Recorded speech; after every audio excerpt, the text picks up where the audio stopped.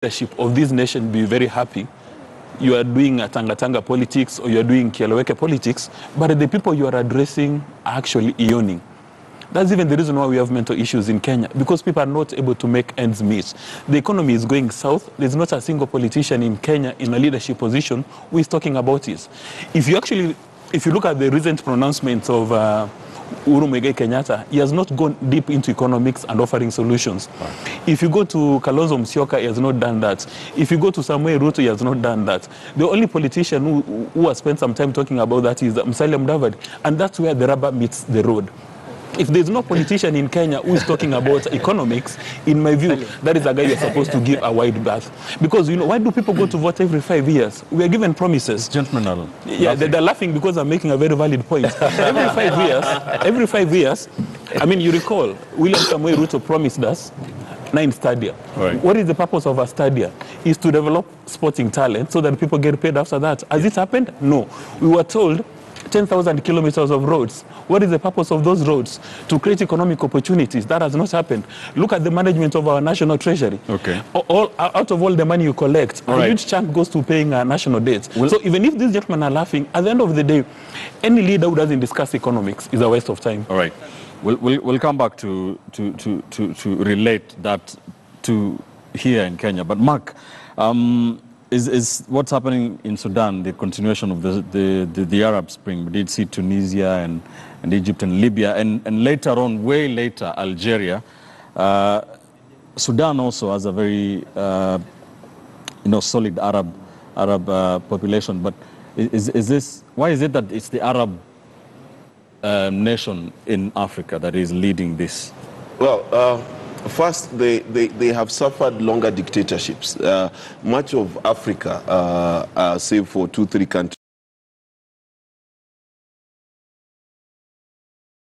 we're left with Museveni, we are left with this guy from Chad, and that's who is left in sub-Saharan Africa. However, in the northern part of our continent, we've seen people who stayed under one dictatorship for a very, very long time. And therefore, the situation was prime for that. And to assign this to the Arab Spring, I would be hesitant to say it's about the Arab Spring, and more of the realization of a people that enough is enough. And that's the dangerous part, because every wrong decision, every failed step, every time something went wrong and you didn't fix it, you add one more straw to the camel's back. And the thing that Africa needs to learn, and needs to learn quickly, is if you look at social media of late, especially in Kenya, the question is being asked, is it time for a revolution? And that's the same question that the Arab, the Sudanese were asking. Is it time for a revolution? Now, as fate would have it, the increase in fuel prices, the increase in the cost of living, provided the match that lit the tinder. But the tinder has been drying for 35 years. And that's the thing that we need to be aware of. That I don't think it has to do with the fact that there was an Arab Spring or a Tahrir Square. I think it has to do with the very real reality that human beings desire for their societies to proceed forward and to succeed. Whenever that is not happening, then you are actively sowing the seeds of revolution. So it does not require someone to ban him. And the problem with revolutions, if you ask Mugabe, he had done everything in his imagination to secure his seat. If you ask the Venezuelan dictator, who only came to power about 6-7 years ago, he would tell you that he never imagined he'd be taken out of power. And the same message Africa, that while our leaders like Jacob Zuma wield power to fatten their pockets and to build houses in Umhlanga, they need to understand that soon enough the camel will break its back. The day of revolution will be upon you without warning or foresight. All right. Do you agree, Ishmael? The Arab Spring was a bit different, like Mark is saying. Libya, Tunisia and Algeria, it's not about the economy and all that. But I agree with him when he says there has been quite, a bit of oppression the people were oppressed for so long. You look at the Darfur situation, it was talked about all over, the UN intervened and no one was listening. Now you talk about economic conditions where fuel and foodstuffs have gone up. Ben, what I want to draw as a moral and political lesson for Kenya, we've had the gender bill in parliament for a very long time. And we have seen in Sudan, you know, the Sudan, it's a very young woman, but after she sparked this debate, there were several other women. In fact, now the revolution in Sudan is being likened to the appraisal of the women. What are our women in Kenya going to do so that they can be heard? And I keep asking myself, when are we going to be stronger than the politicians? We seem to be subjugated and defeated in Kenya by politicians. But when you look at the appraisals, whether in Algeria, you look at Tunisia, and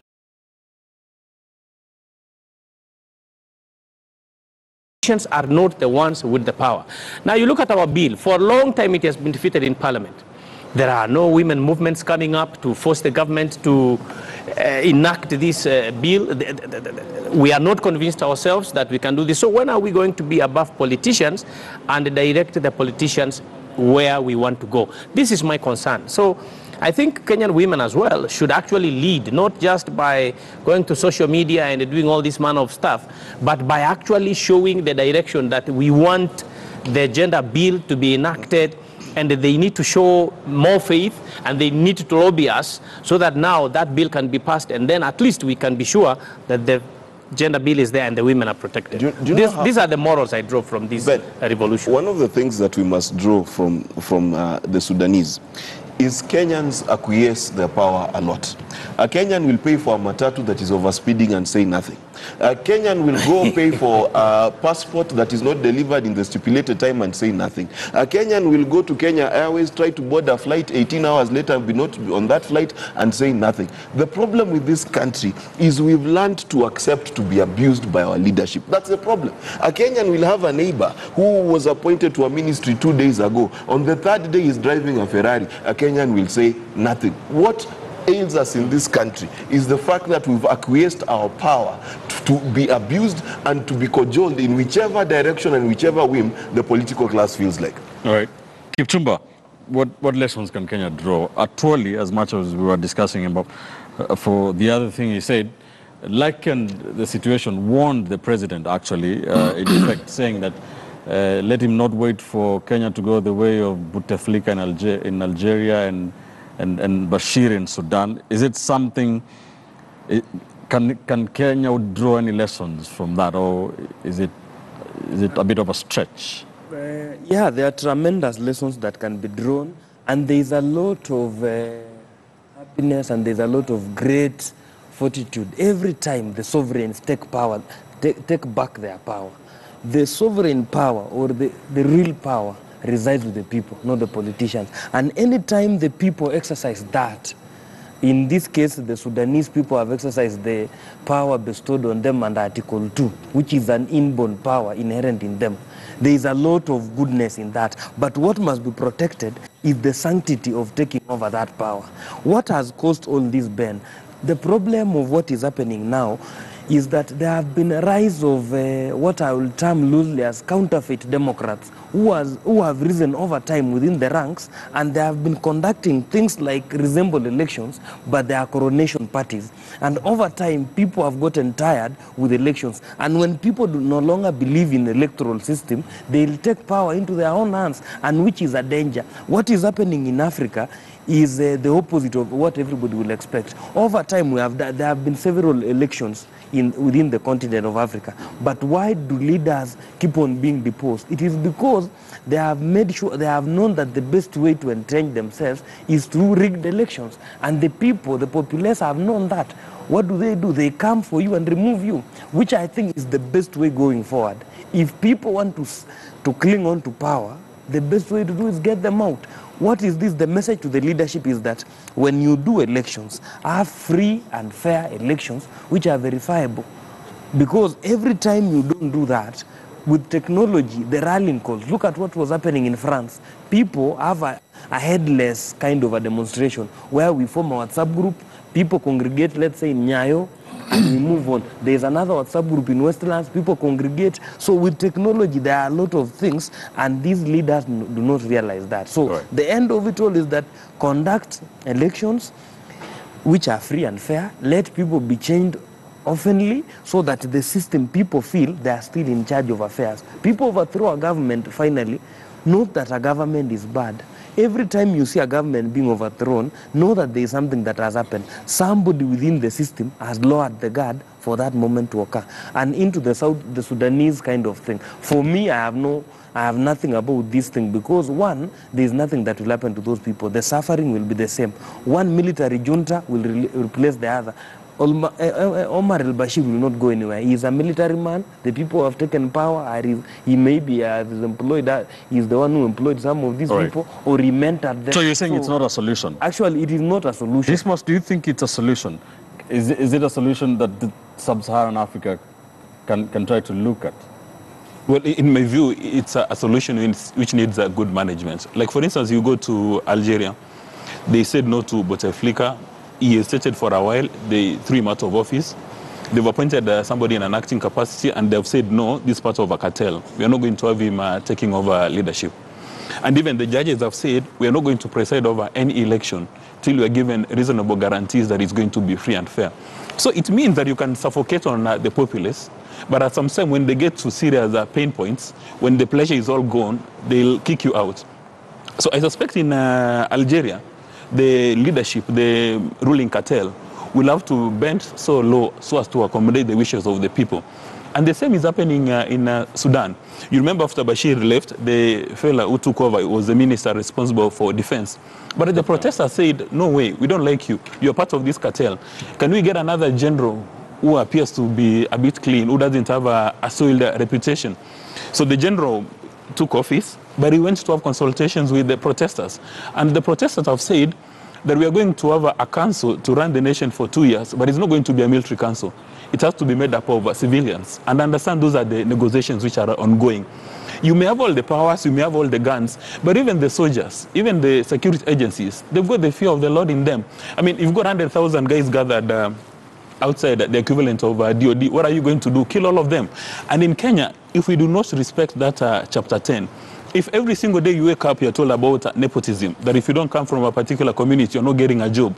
Every day you wake up in the morning, it's about unfair economy. It's about scandals, scandals, and scandals. At some stage, Kenyans will say, no, this is not enough.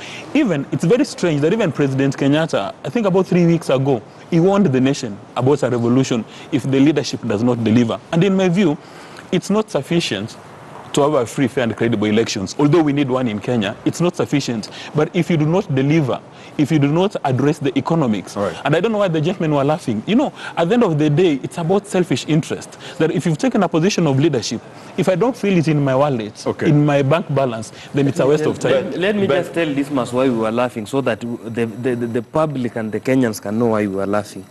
The gentleman Dismas has quoted more time without number, is Mudavadi. And the two, Mudavadi and the President Uhuru Kenyatta, have gotten a unique chance to serve at the Treasury, at the helm of the Treasury.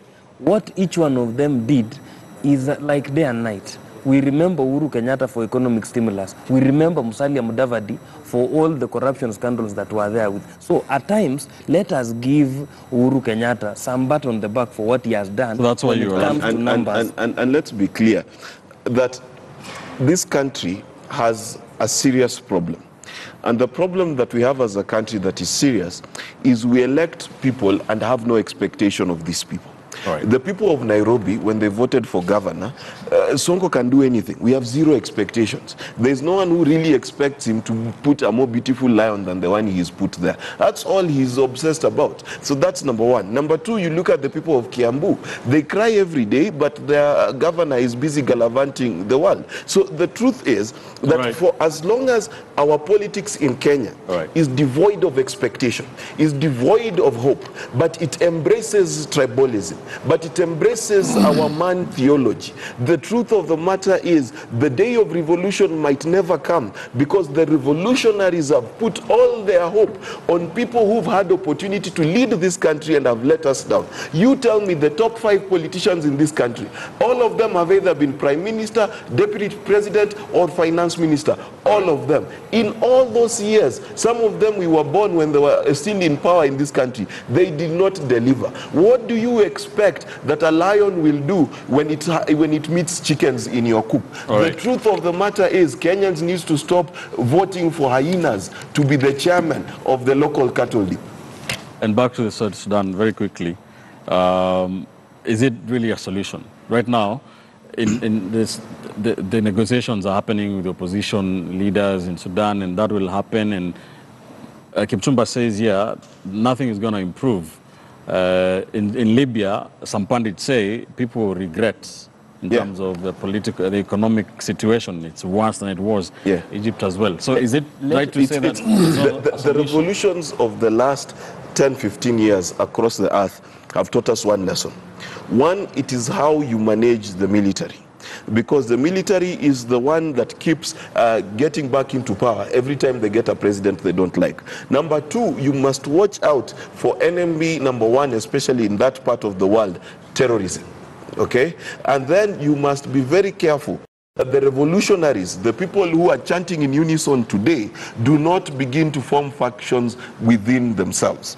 What the solutions that have worked, and I hope these guys will figure it out, is solutions of compromise, solutions of inclusion, solutions where everybody they try to include everybody in the agreement moving forward. If it continues to be a military junta, it will fail. Just the same way it's failing now in Zimbabwe. If it continues to stifle elections and make elections not free and fair, it will have issues. If terrorism becomes rampant, if Al-Qaeda and Al-Shabaab then access Sudan, then there will be trouble. If these revolutionaries go and form factions, then again there will be trouble. Ben, don't vacate that topic without addressing international interference in local politics. You see now, the ordinary people in Sudan have actually decided they want to topple their government so that they have new leaders. There is always, at this moment, an interest by the powerful nations to ensure that whoever is appointed or elected is not going to be a party, the international community, and I'm talking about powerful nations, whom they cannot access. So that is a factor, actually, whether in Kenya, in Sudan, in Algeria, or in any other country. Ben, there is also something that we need to analyze, that whereas Kenyans can learn a lot in the Sudanese case, you have seen the protest in Sudan was led by professional bodies, the doctors and the lawyers. What we need to ask ourselves is, where are our professional bodies when there's a lot of pilferage in public, when there's a lot of issues of governance? Where are they? The other thing is this: I qualify my statement that there's nothing that will change if the leadership of Sudan remains within the military, because for a simple reason, the palace of the deposed leader, Bashir, is inside the military camp. Do you mean all these generals have always been happy with how he has governed his country? They just realized that when they saw people on the streets. That is hypocrisy also. Great question. All right, you're watching Sunday edition here on KTN News. Thank you.